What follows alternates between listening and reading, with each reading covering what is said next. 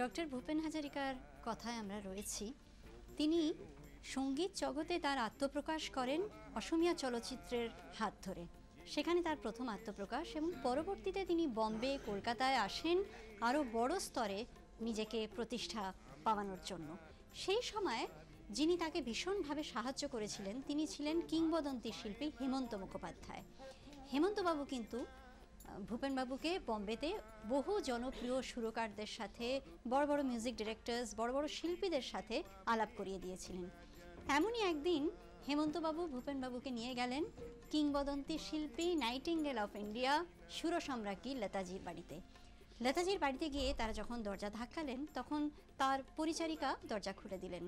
ভূপেনবাবু বলছেন যে তিনি ঘরে ঢুকেই দেখছেন যে তার ড্রয়িং রুমে লতাজি মাটিতে বসে আছেন, তার পোষা সারমেয়দের সাথে খেলছেন। একেবারে স্নিগ্ধ একটি ছবি। হেমন্তবাবু আলাপ করিয়ে দিলেন, এবং আলাপ হওয়ার পর লতাজি ভূপেন হাজারিকার দিকে তাকিয়ে বললেন যে আপনি ভূপেন হাজারিকা? আমি তো ভেবেছিলাম যে খুব গুরুগম্ভীর বয়স্ক কোনো মানুষ, কিন্তু আপনি তো দেখছি একেবারেই ইয়াং, বলে খিলখিল করে হেসে উঠলেন। এবং সেই থেকে লতাজি এবং ভূপেন হাজারিকার একটি খুব সুন্দর বন্ধুত্বের সম্পর্কের সূচনা হয়, যা পরবর্তীতে আমাদের অনেক অনেক ভালো ভালো গান উপহার দিয়েছে, অনেক ভালো ভালো কাজ সৃষ্টির উপহার আমরা পেয়েছি এই জুটির থেকে।